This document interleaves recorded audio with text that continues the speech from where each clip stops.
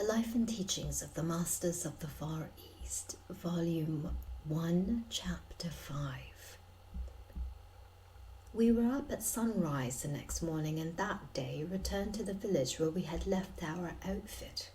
We arrived at the village just before dark and pitched our camp under a great banyan tree. The next morning, Emil greeted us and we all began asking questions.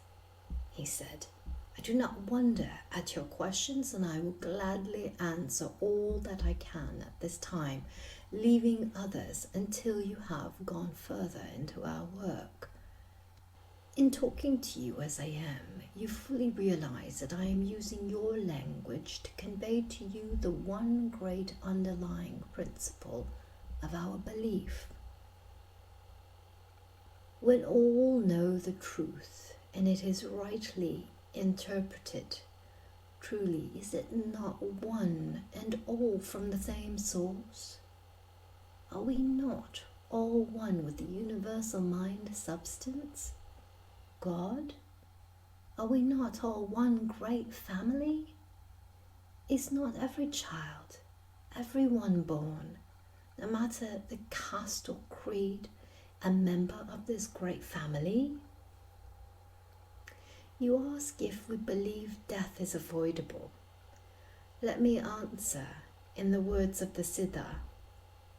The human body is built up from the individual cell, like the bodies of plants and animals, whom we love to call younger and less evolved brothers. The individual cell is a minute microscopic unit of the body. By a process of growth and division repeated many times, the minute nucleus of a cell unit results at last in a complete human being, built up of almost countless millions of cells.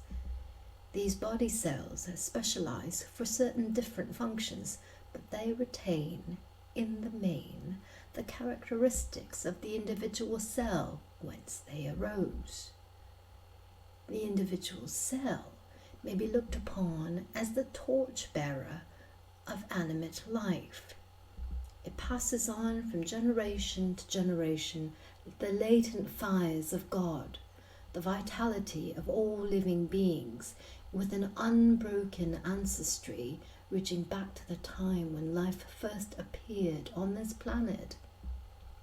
This individual cell has a property of unlimited youth. But what about the group cells called the body?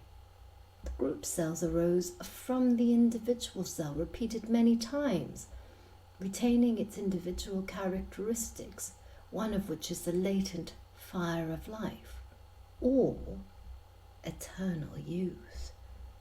The group cells, or body, function as a guardian of the individual cell only during the short span of life as you know it now. The most ancient of our teachers, by inspirational means, perceived the truth of fundamental unity of life reactions in plant and animal.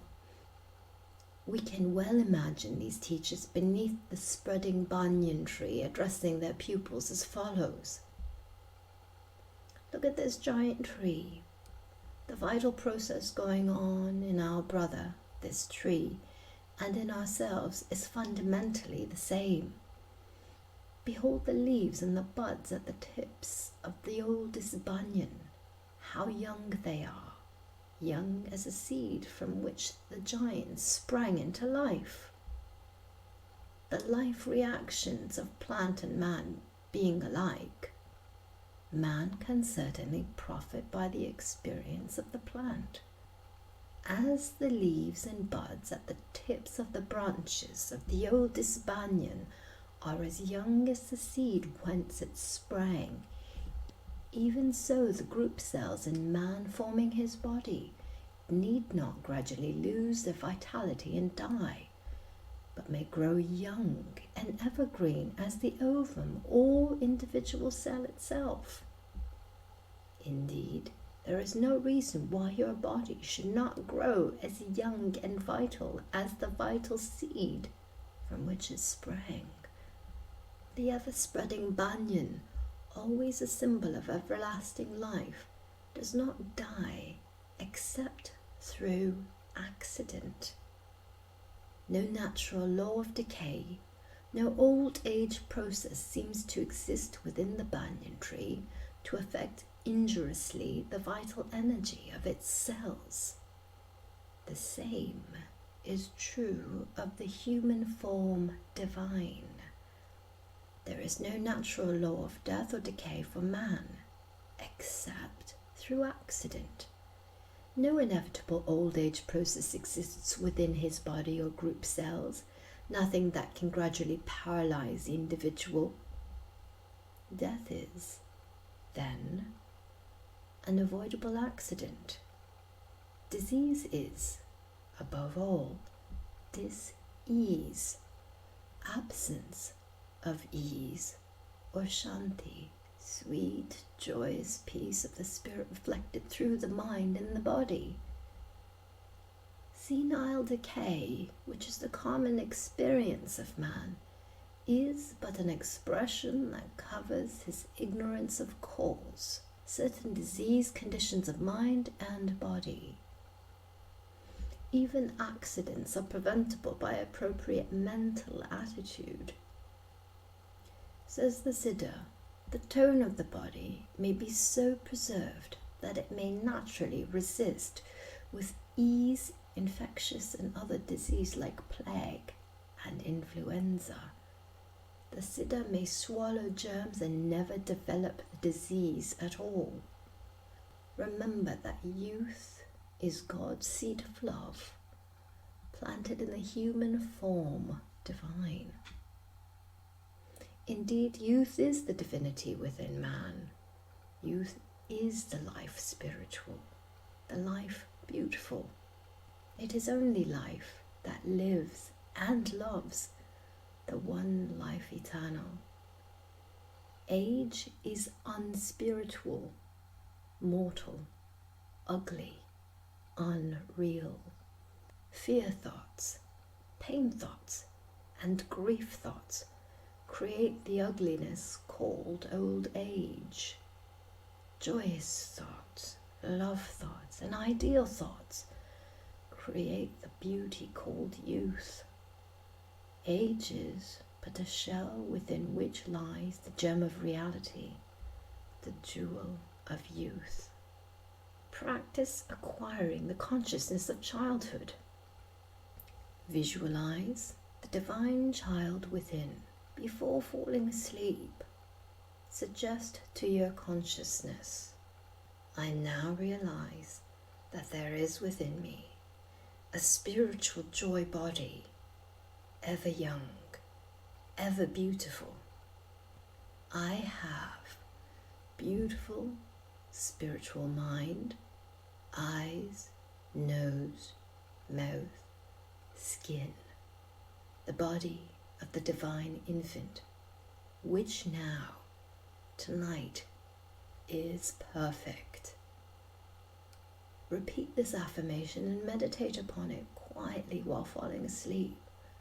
Upon rising in the morning, suggest to yourself aloud, well, dear, addressing yourself by name, there is a divine alchemist within. By the spiritual power of these affirmations during the night, a transmutation takes place in the unfolding from within. The spirit has saturated the spiritual body and spiritual temple. The inner alchemist has caused dead and worn-out cells to fall, and the gold of new skin to appear with perpetual health and loveliness. Truly divine love in demonstration is eternal youth. The divine alchemist is within my temple, constantly coining new and beautiful baby cells. The spirit of youth is within my temple. This human form divine, and all is well. Om Shanti, Shanti, Shanti. Peace, peace, peace. Learn to smile in the sweet way of a child. A smile from the soul and spiritual relaxation. A real smile is a thing of true beauty, the artistic work of the inner ruler immortal. It is well to affirm, I think a kind thought for all the world. May all the world be happy and blessed. Affirm before taking up the work of the day. Within me there is a perfect form, the form divine. I am now all that I desire to be. I visualize daily my beautiful being until I breathe it into expression. I am a divine child. All my needs are being now and forever supplied. Learn to thrill yourself. Affirm, infinite love fills my mind and thrills my body with its perfect life. Make everything bright and beautiful about you. Cultivate a spirit of humor. Enjoy the sunshine. You understand that I am quoting from the teaching of Siddha. They are the oldest teachers known, and their teachings antedate all history by thousands of years. They went about teaching the people and showing them the better way of life, even before man knew the simple arts of civilization. It is from their teaching that the system of rulers sprang. But these rulers soon wandered away from the realization that it was God expressing through them, thinking it was themselves, the personal, who were doing the work. They lost sight of the spiritual and brought forth the personal, all material, forgetting that all comes from the one source, God. These rulers' personal concepts gave rise to the great separations in belief and the wide diversity of thought. This is our concept of the Tower of Babel. The Siddha have preserved throughout the ages the true inspirational methods of God expressing through mankind and through all his creations, realizing that God is all and that God is manifesting through all.